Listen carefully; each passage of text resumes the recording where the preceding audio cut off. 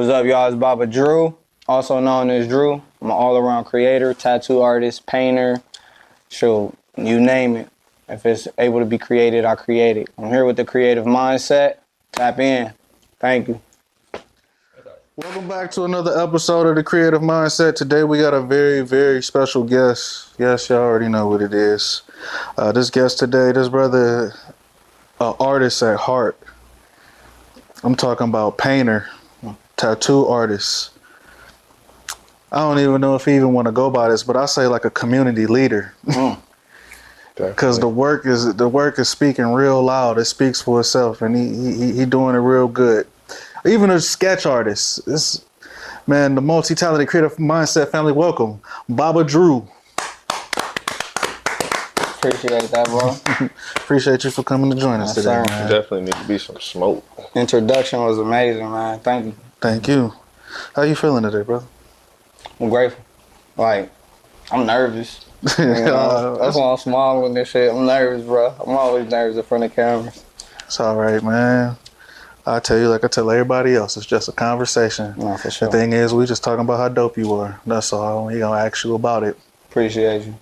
So, my typical question I like to ask for most artists, especially artists that's most multi-talented, what was your first medium? As far as like a crystal clear memory, crayons. Mm-hmm. Between crayons and Play-Doh. But I think the thing that was like a spark for my creativity, as far as being an artist goes, I believe we was on a road trip and my grandma, she got me this, we was getting ready to go to Georgia. I think like my great grandmother had passed, or one of my great uncles.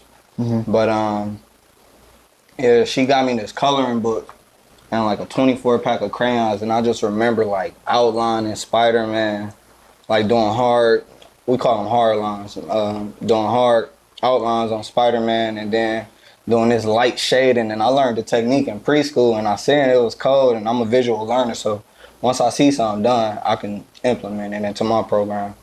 And yeah, man, from there it was up, bro. I just love how the colors complement each other, the control over the pressure of the crayons. I'm like, yeah, that's what I want to do. So my other question like that is, what was the first thing you ever drew where you knew like, oh yeah? That I can remember. Yeah. I tried to draw Goku and Vegeta. Like, I was in like the first or second grade. Like, I remember that being one of the first things I drew, like no reference. I just paid attention to the shapes of their eyes. And I was drawing characters that looked like them to the best of my ability at that time. That's fire. At that time, did you ever get into like the box drawings and the plain dealer? Like what was that? Like Hugo Bailey comics and shit. Yeah, like what was the one fat dude? Dilbert. Yeah. With the dog office.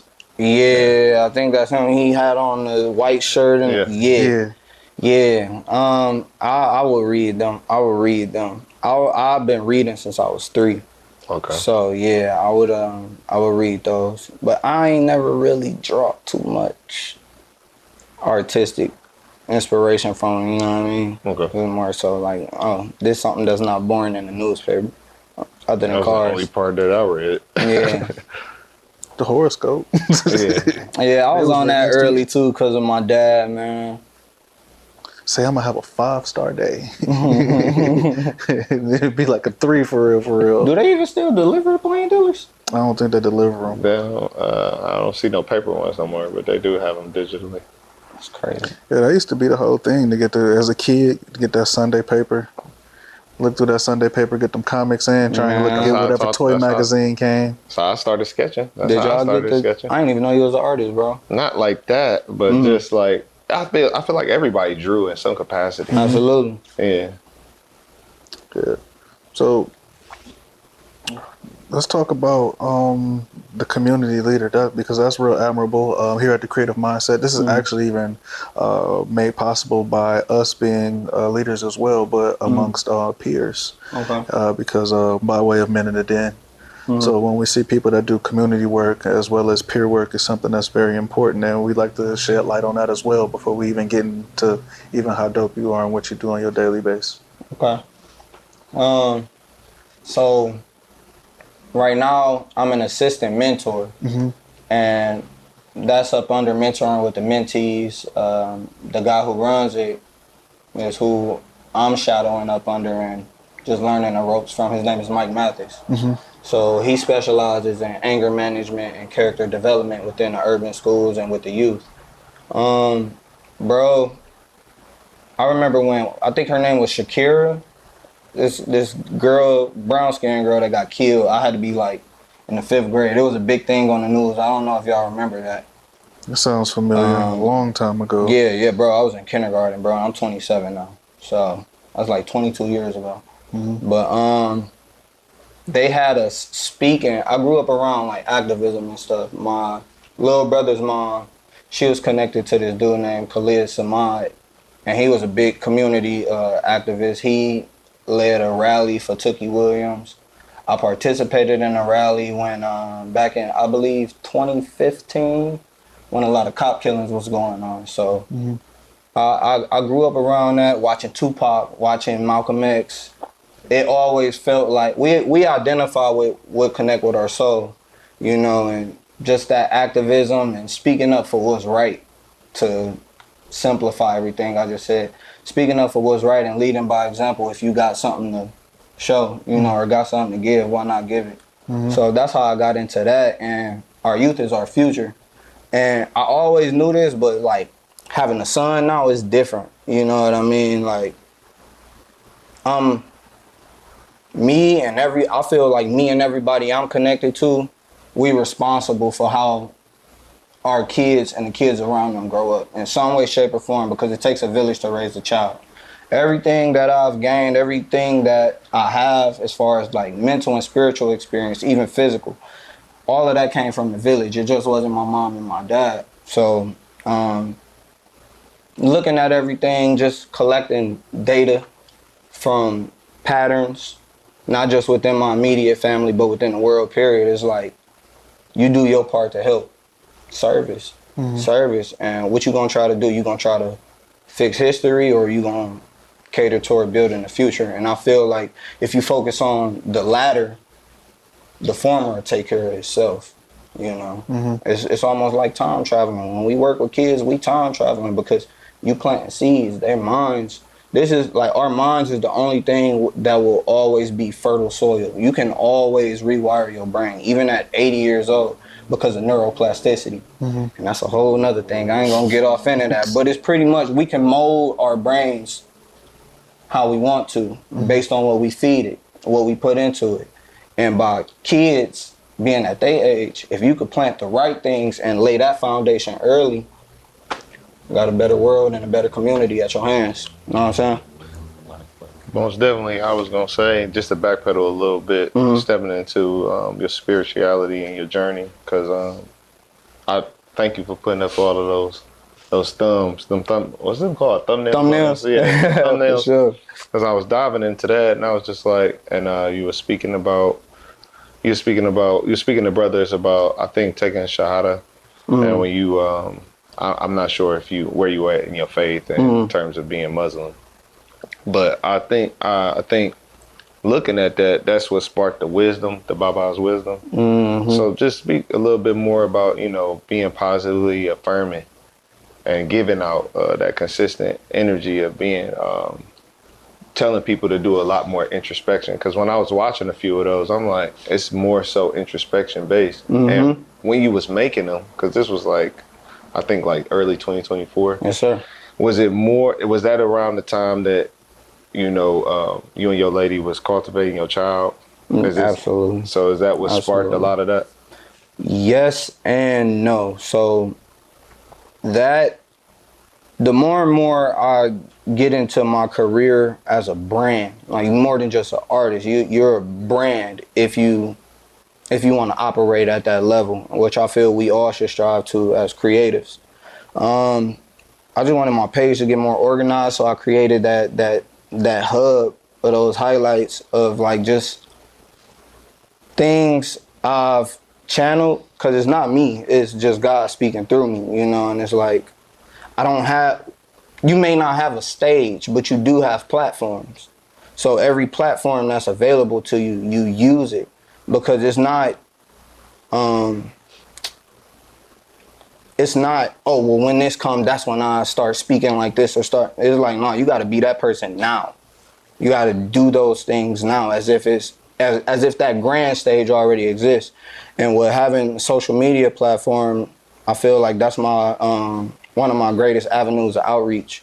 So I've been doing that for a minute. I started to become more intentional with it over the years, and then when my son came around, I was just getting so much. Like, once he started developing in her stomach, it was like a rush, you know. So that's where that came from. And to be clear, a rush of inspiration. yeah, oh yeah, like a rush of information too. Not just inspiration, but information too. It's a gift I have, bro. Like, I meditate a lot, and I feel like in the Bible it say, "Be still and know that I am." You know, so all of that comes from stillness, bro. And when you make yourself available, it's like God used you as that instrument. That's what we are being used for. Yeah, a vessel. Absolutely. So yeah, that Baba's wisdom, bro. I could walk out of here today. I mean, God forbid, but I could walk out of here today and this be my last day.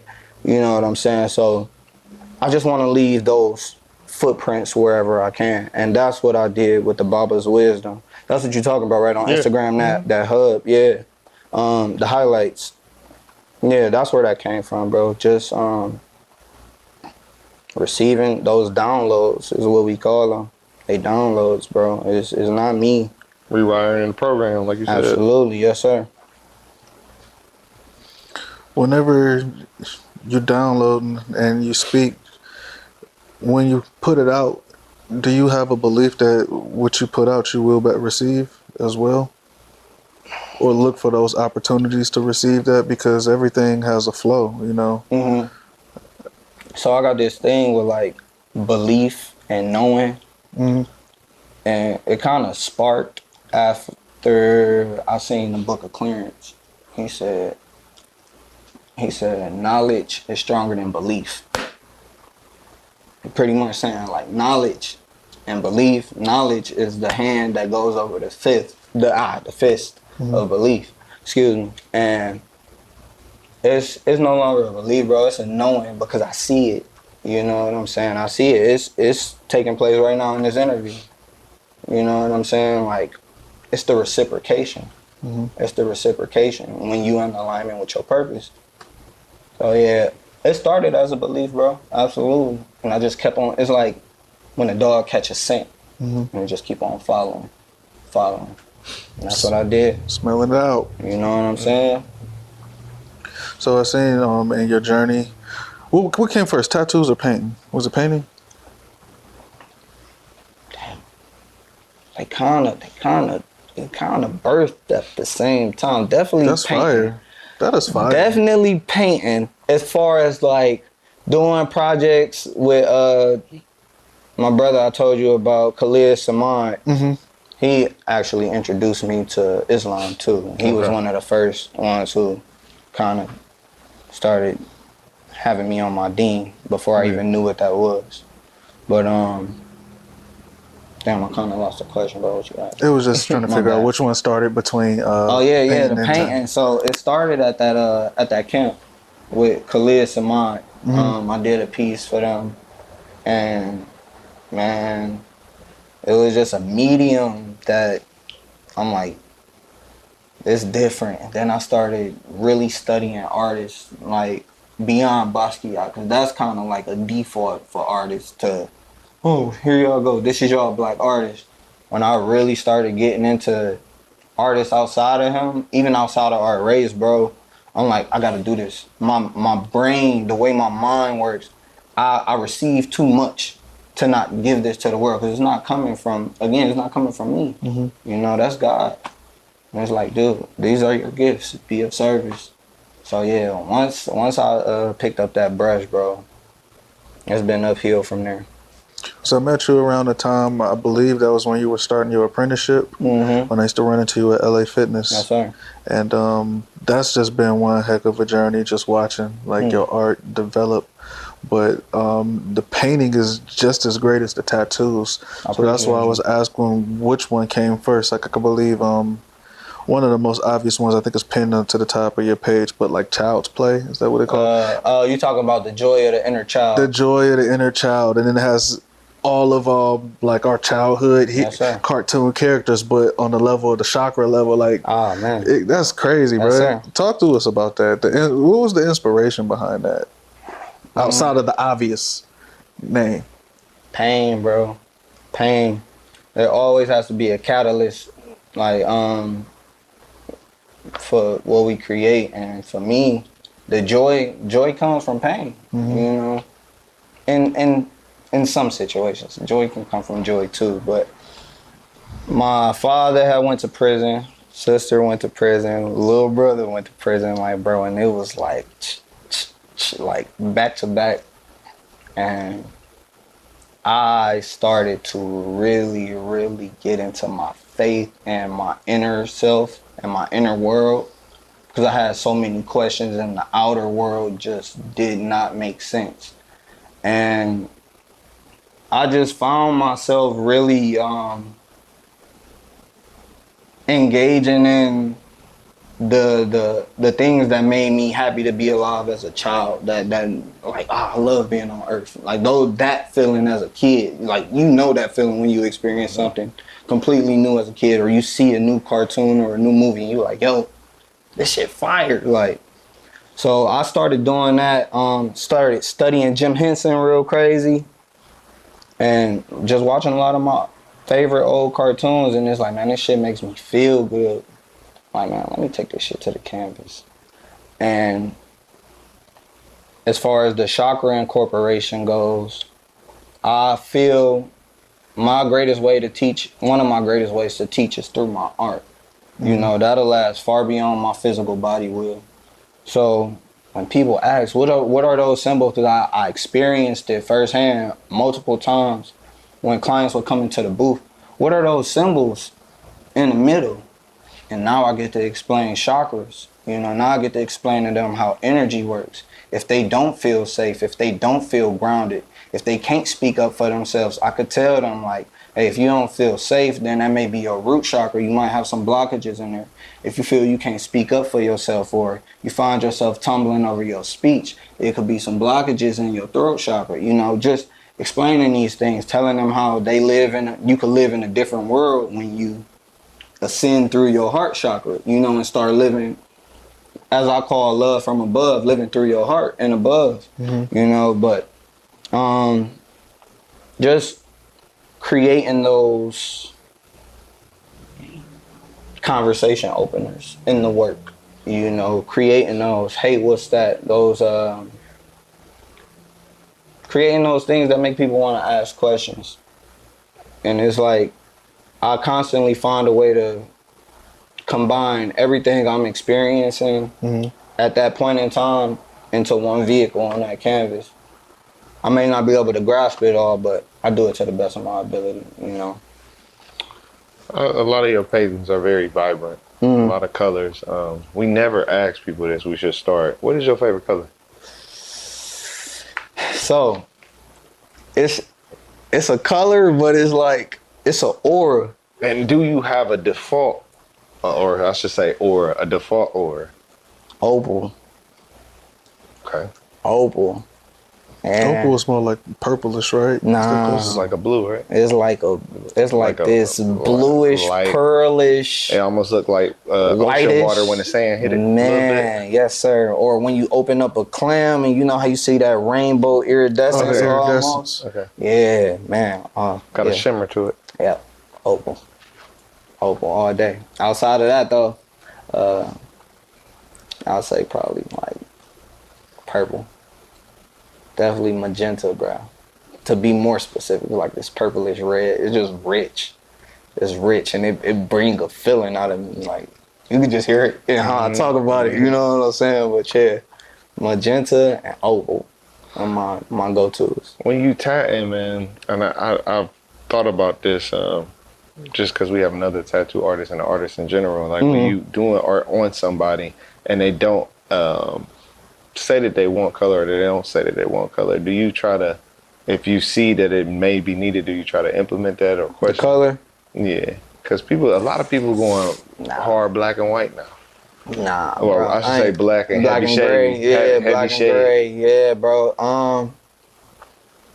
It's it's this dude named Peanut who got a shop down in Houston, and once I started like watching his tattoo process, it made me want to do color, but you only know what you know. And in our immediate environment, I would see like a lot of the OG artists like, man, I ain't fucking with that color, bro. I don't do that shit. It's messy. It's that and third. They'll lay it out. It'll be cold, but it's like what came with it, they ain't want to do it. So it kind of made me like, all right, yeah, no, I'm cool. But now I'm going on my 5th year in my career, bro, and it's like, man, I'm all for it. I'm all for it because it's this artist I watched on Ink Master. And the way he used colors on light to white skin, I'm aspiring to do that on our skin. You know what I'm saying? And I ain't really seen it done yet. Because at his level. I always hated that stigmatism with being light skinned when I go to a tattoo parlor. Oh, you got good skin. I'm like, what the hell does that mean, bro? Like, this shit gonna show up good on you. What I don't like that shit. Bro, man, we don't mean no disrespect when we say it, bro. It's just like, you have people who like, bro, I know my skin tone, you dig? Like, I ain't gonna go ask an artist. This is prior to me. Oh, I guess it's still kind of biased because I'm still an artist at the end of the day. Man, I ain't about to go asking for stuff that ain't gonna show up on my skin. But people don't know what they don't know. Right, they don't. So artists, when they do get somebody who lighter, or shit, even a white client, we love all y'all. But it's like, that lighter skin, it does, those tones show up different. Mm-hmm. You know, it's like having a 250 color pencil pack and having nothing but brown paper. You're gonna be like, man, eventually I wanna, I need a break in this. You know what I'm saying? That's just what it is. I'm gonna be honest, bro. I'm not ever trying to be politically correct, bro. So it's like, all it is appreciation, bro. He probably just had a break. He probably have been tattooing hella dark, and people don't drink water too, because dark skinned people could get color tattoos, but niggas don't be drinking water, bro. So they skin be all dry and cracked, and skin be rejecting the ink, and it's a lot, bro. Good skin ain't always just about the tone, bro. Sometimes niggas just dry. Cracked out, bro. Like, for real, man. So here at the Creative Mindset, we like to talk about mental health. That's like the root of everything. My favorite part of the whole podcast. Yeah, man. So I know you didn't timestamp it at all when you mentioned several of your relatives going to prison, but you mentioned it going into that piece. So what part of your career was? Oh, my bad. That's all right. What part of your career ended up being filled by unstable mental health status? Because when me and bro, before we got on here, and before it was Creative Mindset, we noticed that people always create from pain. That's when you create your best, from like pain or depression or something. So what was the biggest fuel? Just to backpedal the question, what was the biggest fuel? What was the mental health state that you had to fuel where you are today?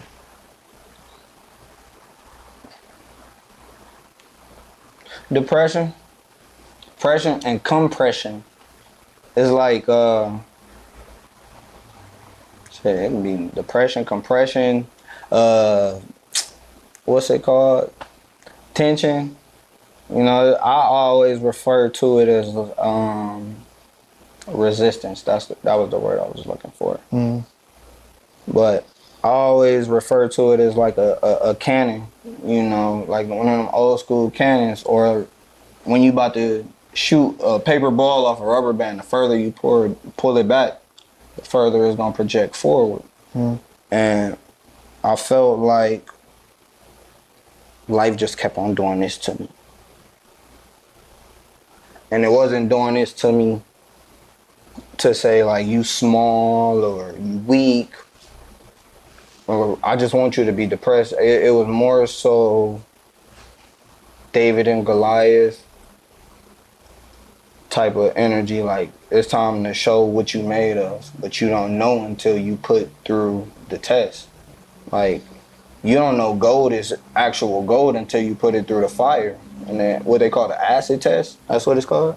I'm not sure what the test is. Yeah, I believe it's called the acid test, you know, but It's yeah, extreme heat. yeah, but I feel like all of that happened just to bring the strength out of me that has propelled me into doing that community work, because I'm not the only one that got a father in prison or done seen siblings go to jail. I'm not the only one that has seen one of their homies get killed before. I'm not the only one who ain't never had no water and no lights, you know. So all of that stuff, bro, all of that stuff, 27 years worth of stuff, it all that I would definitely say depression was a catalyst, bro. I would definitely say it pushed me, all that darkness pushed me into shining my light from the inside out. Like somebody got to be the light. We all can't just keep contributing to this darkness, you know. Somebody got to be the pilot around this mud. Get that flame going. So when you, after you got to the point where, okay, like you got compressed, and then once the compression, of course, you sprung up. Mm-hmm. In the beginning, you talked about rewiring your mental.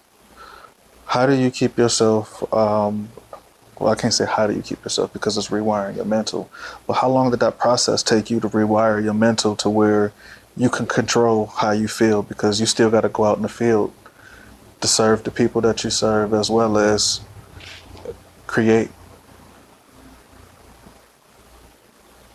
Bro, I'll probably say, how long it take to form a habit? 30 days. I thought it was 21 days. Between 21 and whichever, bro. It's between 21 if it's and 21 or if it's 30, bro. Whatever that time was, bro. I just know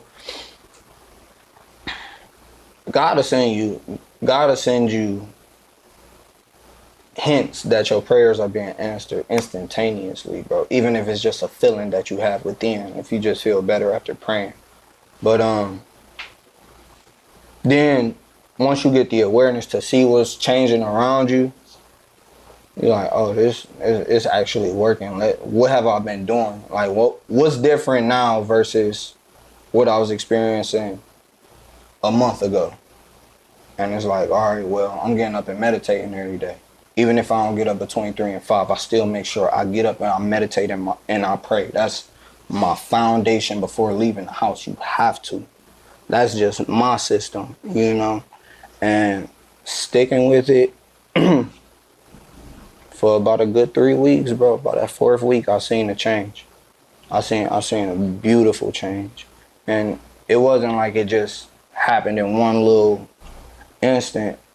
Like I said, it was breadcrumbs along the way within that 21 days. It was breadcrumbs and signals that I was on the right track. But staying consistent and then reflecting, like looking at what's behind me and what's in front of me and where I'm standing, it's like, oh, I was talking about this. Oh, I did that visualization technique about this consistently. I talked to God about this consistently. I gave thanks for this before it even happened. I seen it in here before I seen it out here. Mm-hmm.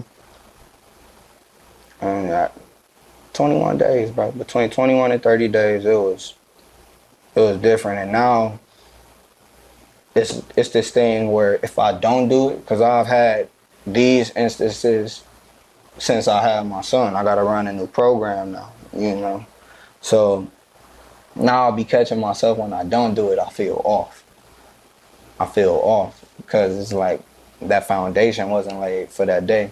Mm-hmm. And again, not to be like, so just real quick, you touched on spirit, bro, like, and my beliefs.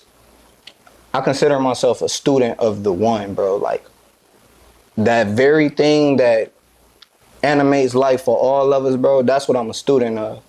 The systems that I adopt is Islam. I learned from Christianity. I learned from these different systems, but I see myself as a student of one above all else.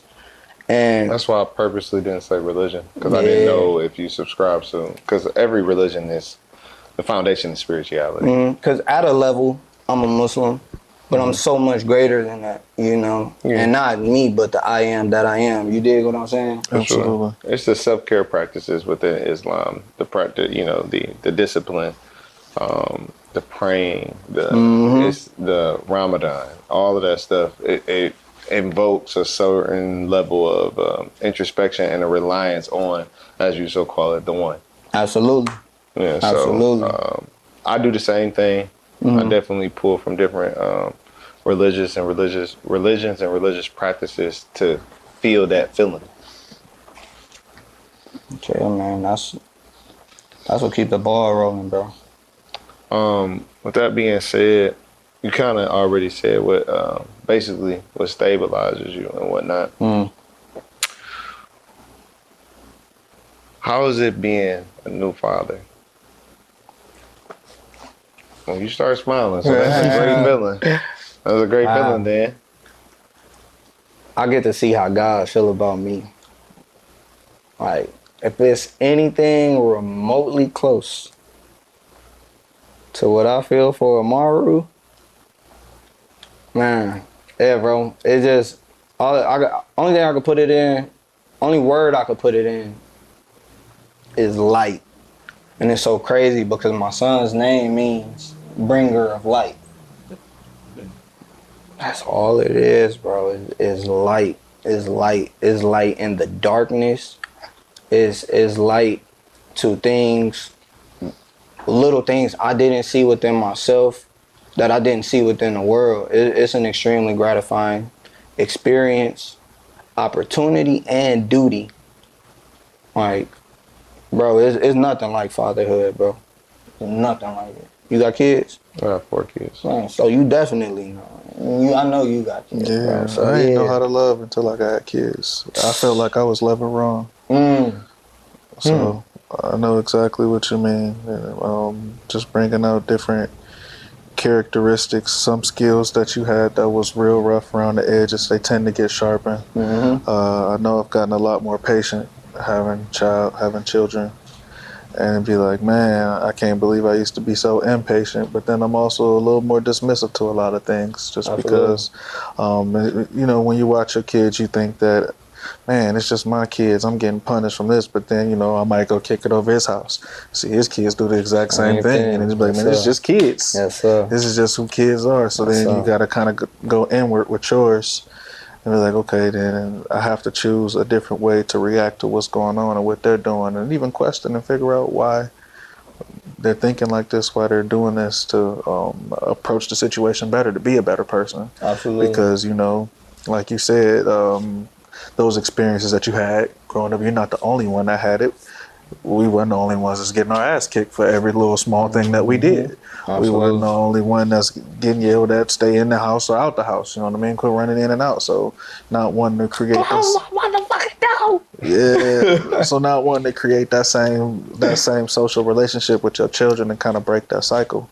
You know, you get the opportunity to just sit back and just watch instead of just continuing to repeat that cycle. And like you said, man, it's wonderful. That's been one of the best things for me, bro. The cycle breaking, and the resistance crazy, bro. The resistance crazy, cause it's like if you the first one that's doing all the work, and you ain't doing your business that you done accumulated for your little time being here. Then you got your daddy business, your granddaddy business, your mama business, your grandmama business. Like you got they strengths too, of course. You know what I'm saying? But then you see like, hey, why they ain't do this why they ain't set this up? And it's like, oh, they was figuring out humanity just like I am right now while having another human. Don't know what you don't know. You know what I'm saying? So yeah, man. But he my teacher. My son my teacher, bro. So I'm glad that you said that, because I want to ask, what is the most valuable lesson that you learned so far as a father?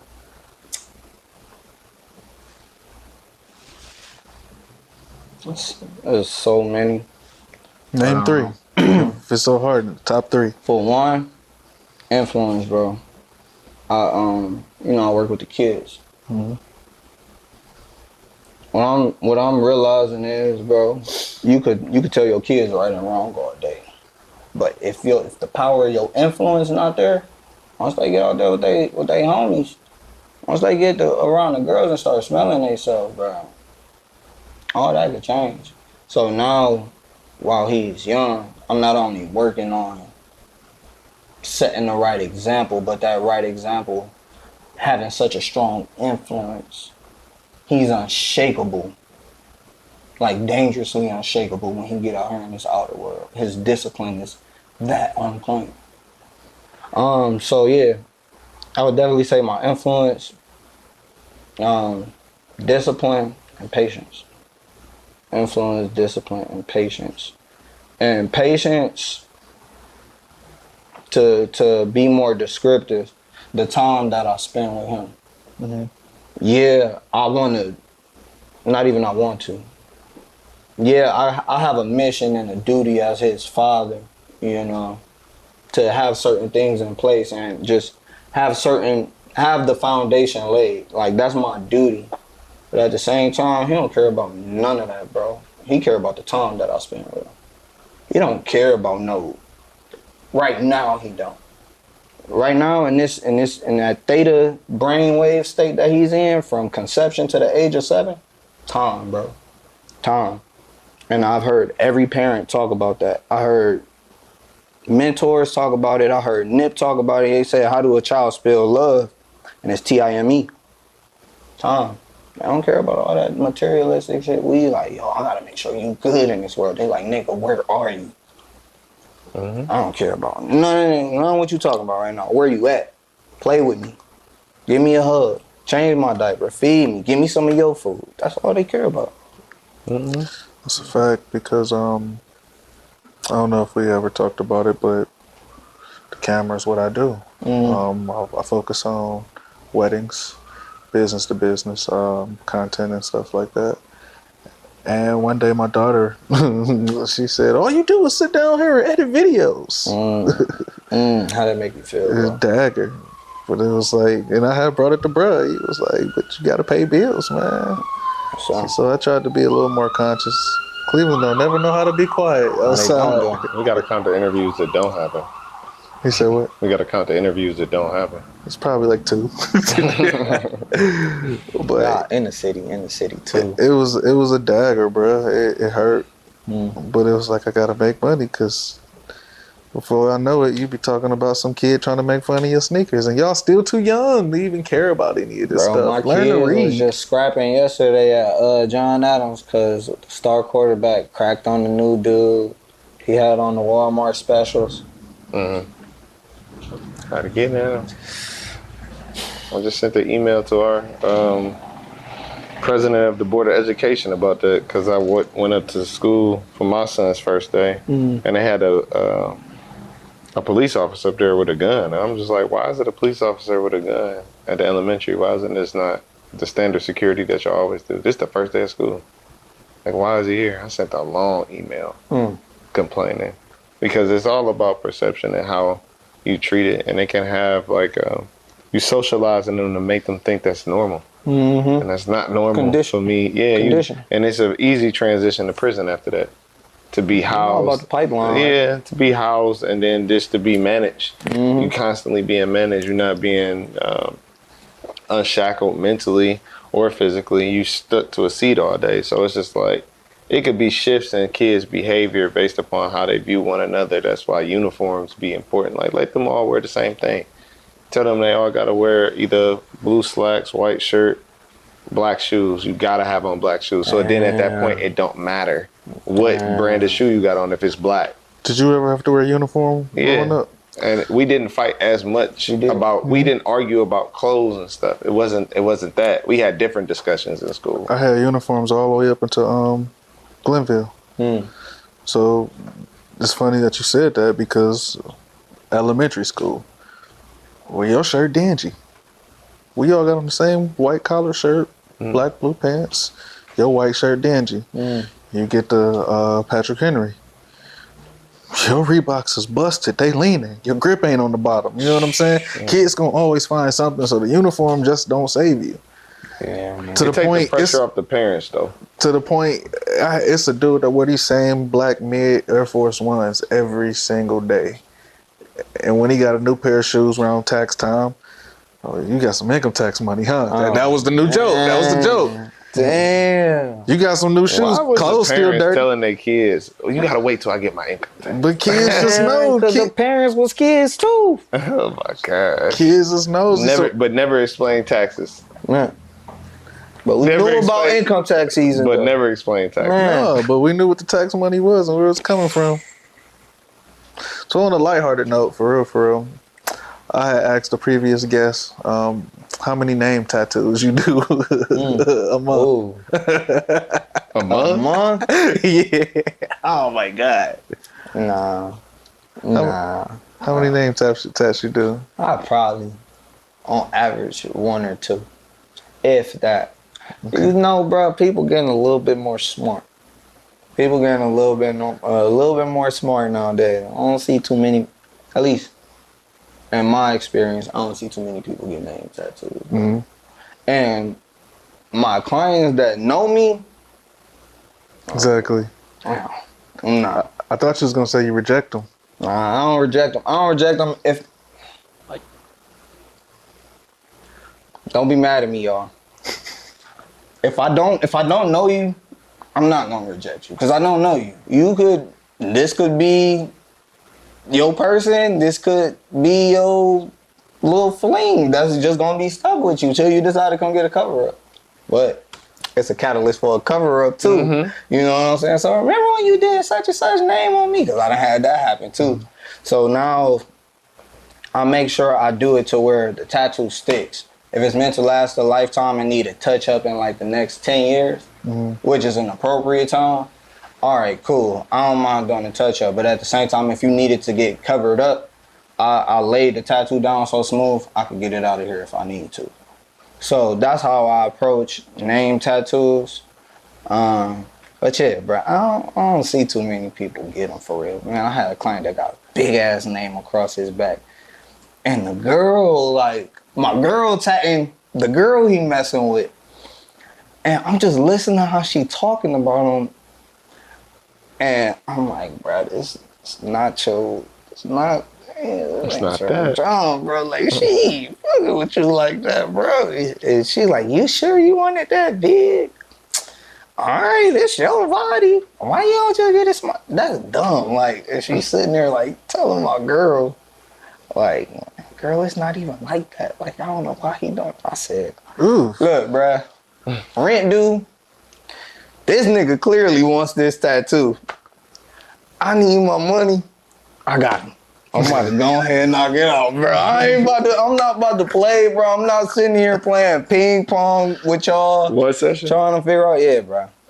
All in one session, bro. I mean, he did the Nick Cannon joint with Mariah across the whole back. Yeah, bro. Yeah. That love cost us something. Cool, though. That's a universal name. Yeah, you could apply that to something else. Man. That was crazy, bro. That was crazy. Would you say the craziest tattoo you did was tattooing that eyeliner on that dude? Yeah. Talk to us. Yes.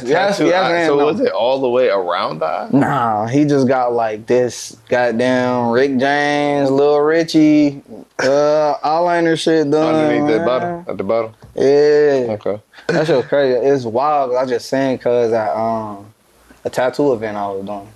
I don't know if he was working there or what, but he seemed like one of those like alternative type cats. Like, okay, y'all know who Tizo Touchdown is? Yeah, I'm one of them type of cats, but a watered down version type. You was cool though. You was cool. But yeah, bro.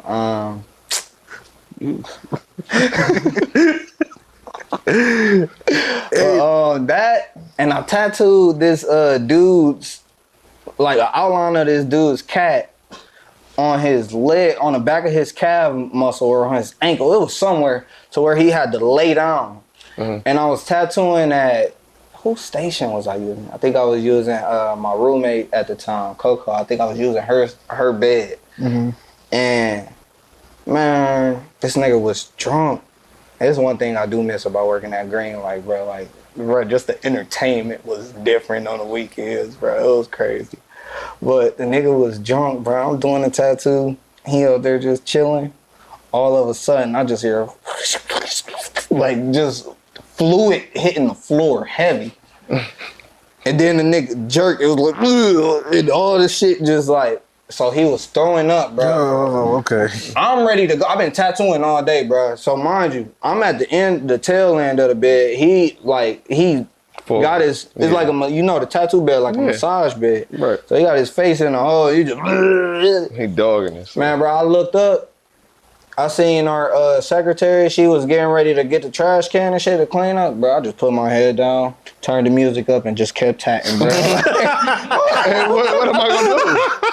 Ain't nothing else for you to do. Bro, I just kept tight, bro. I just shook my head. I'm like, get him some water, man. He like, I'm so sorry. I'm like, bro, you good. Just stay still as best as you can so I can finish. I'm almost done.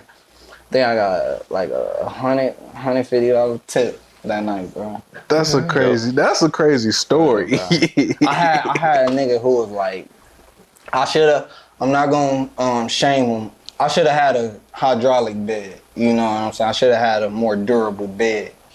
He broke. Not my bed, but one of the homies who let me use theirs, he broke his damn table, like, while I was doing this tattoo. It's just big. It's big, bro. Yeah, man. Big, bro. Big dude. It was a fun-ass tattoo. And that nigga ain't give me no tip. Nothing. We done broke the table, man. Damn. So what would you say is like your pocket with creating tattoos? What are the pieces that come to you that you are just the most excited to execute?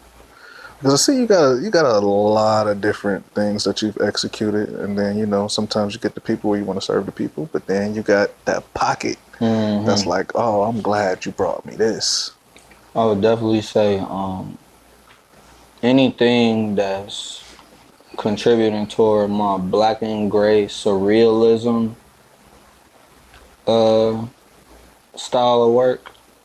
Anything that caters to that, bro. Like, I had a client, she one of my favorite clients. She just hit me up too, but she had got like three different eyes from Johnny Depp characters. She did like Pirates of the Caribbean. I don't know, bro. Cinema shit. It's probably Pirates. If I had Pirates to guess, Pirates, Edward Scissorhands. Scissorhands for sure, and it was one more. With the, what's the name? The barber. Oh, Mad Hatter. That's who it was. So it was Mad Hatter, Pirates of the Caribbean, and Edward Scissorhands. Damn, I ain't remember that.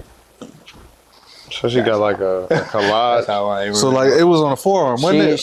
She got it on her forearm, and then she got like the ship tattoo upside down. So like this whole tattoo was just like, I had to put it together and then tattoo it. And then my boy Ryan too, his whole sleeve is done by me. I did Scrooge McDuck on him. I did Deadpool. I did Venom, and that's like a fusion between like almost like the Venom piece was almost like a portrait. Mm-hmm. That's in the portrait realm, and I'm looking to dive into that more. So where I get to like freestyle and build, and it involve elements like black and gray work, surrealism, illustration too. Like where it's just that solid cartoon looking work. Mm-hmm. Yeah, that. And I love doing like Chicano style too. I haven't really tapped into it as much on skin. Mm-hmm. That's more so in like my sketchbook.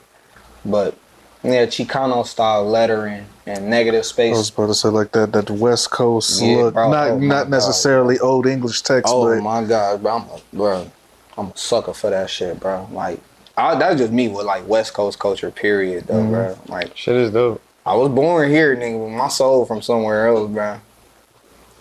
So I was talking about Cali with y'all, when he's off camera. Like, you been to Cali, right? Mm-hmm. Yeah. Oakland. I was my first city, bro. COVID season. It was different out there. I'm ready to go to San Lucas, bro. I've been to LA. That's at the bottom of California. Mm-hmm. That's where I'm trying to go. I ain't never even heard it. I don't think I heard it before. I ain't never been to Cali. Bro, you gotta go, bro. Yeah, gotta go. That West Coast weather, that West Coast love is different, bro. Like, even going to Vegas. So being like being a youngin, I always felt like I wanted to go there just for the legalization of marijuana and just to see the stuff from the entire thing that like from the entire culture that we grew up on. But I don't as a like now as a like an adult like I don't know what it is I want to see there. I don't have nothing necessarily that I have to see there. Like my little brother, he had went there and he texted me, said, "Bro, you gotta come see this. I don't understand how they gang bang and they got the ocean right here, man. It looks so beautiful." That's a beautiful perspective, bro. How old is your brother? He 10 years younger than me, so he 25. Okay. I mean 26. Okay. It's like Compton ain't that close to the ocean though.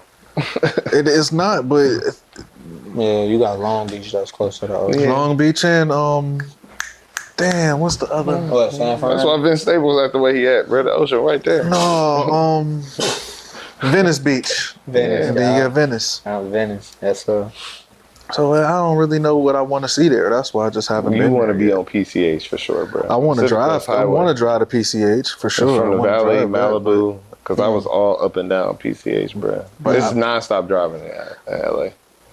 Nonstop. It's an hour to go everywhere.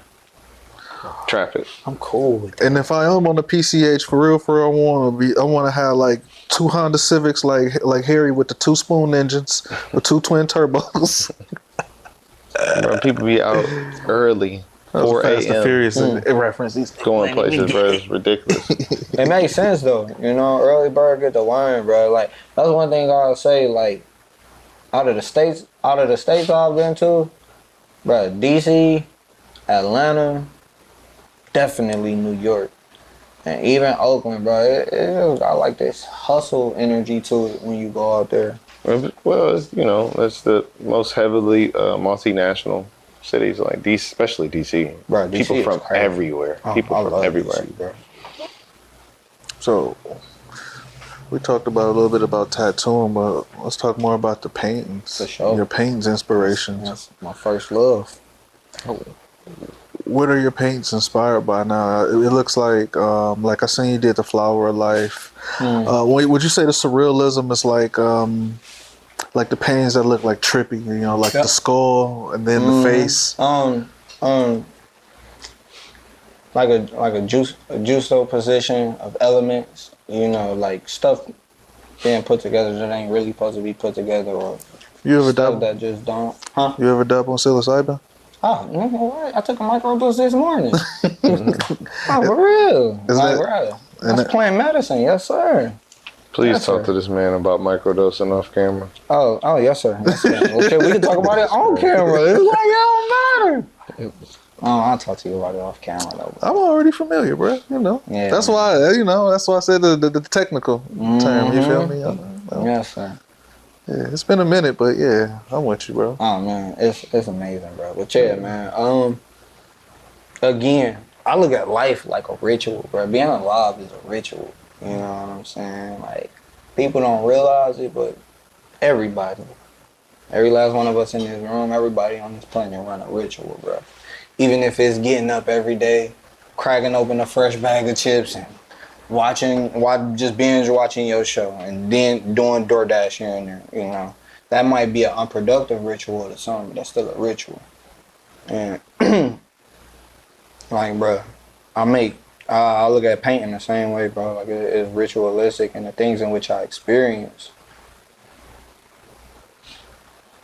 you gotta share it. Like I was telling you earlier, bro. That surrealism. It comes from wanting to expand other people's neural pathways, not in the way in which mine was expanded, but once we see something, it does something to our brain. You know what I'm saying? If you was to see something traumatic, the same way that has an imprint, seeing things like that, or like you see my dude Mike, his artwork, I gotta give him his props. Seeing his artwork, bro, it was like So the shit I see in my head, this was my initial like response to seeing his painting. When I first did, I'm like, so the shit that I see in my head, I don't be tripping. I can actually like paint this shit, you know? Like Basquiat shit, it just didn't make sense to me. Yeah, Like, he was on heroin. He was on coke. yeah, it man. didn't make sense to me. The older I got, the more I started to appreciate it. There's no slight to him at all. I appreciate his work and his dedication, but the surrealistic side, if that's even a word, if it's not, I'll just make that up. But the surrealism that came from Salvador Dali. Crazy. Oh my gosh! But I got an honorable mention. My dude Monty Clarwayne, he did album covers for like Jimi Hendrix, the Blackbirds, Miles Davis, like a plethora of groups. Like people, he was one of the most sought out album artists in like the 70s and the 80s. But seeing his work, bro, it was all of that led to my creativity. Album covers from when I was a kid, like the old funk album covers, Funkadelic, you know, all of that stuff, bro. It's like I like that shit, man. Let me create that, but with intention and purpose. Mm-hmm. I was when you were saying that, when you was talking about album covers, I wanted to look up the artists that did a lot of the movie covers in the 90s. All of those are original portraits. Back to the Future, Hook, those are original paintings. Jurassic Park. That's crazy. And it was made by two different artists, Drew Struzan and John Alvin. What was the first dude's name? Drew Struzan. No, just his first name. Just his first name. You know?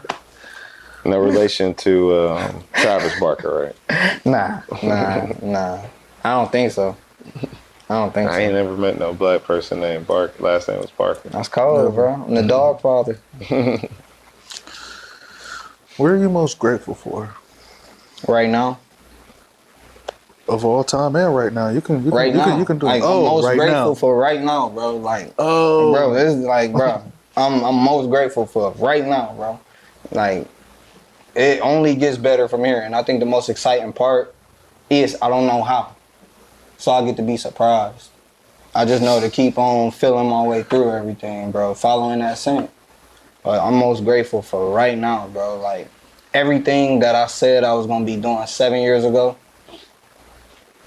I'm doing it. In one way or another. It may not be to the capacity in which I will do the things. And we all witnessed that over time. But just about every seed in my garden has breached the soil, like breached the surface. Like I got sprouts, you know. So to look out and see that, bro, I'm most grateful for where I'm standing right now, here and within. You know, this present moment, it gets no better than this. I thank you for that. If you could leave the world with one last testament of your artistry, what would it be?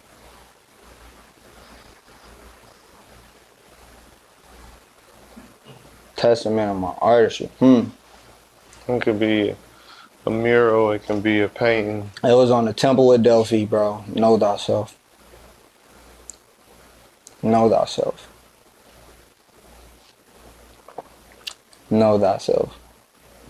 Can't go wrong once you start following that trail. I promise you. Know thyself. Above all else. You look crazy to everybody else, but know thyself. Peace. So for the people that's not following you, let them know where they can find you, how they can get in contact with you for booking a tattoo, what the process is, and what social media platforms they can find you on. So I'm on Instagram mostly. That's my main platform. You can follow me on there, Baba Dru Tattoos. That's BABADRU Tattoos, 2 T's, TATTOOS. I'm on Twitter too, or X, whatever y'all call it, Drew.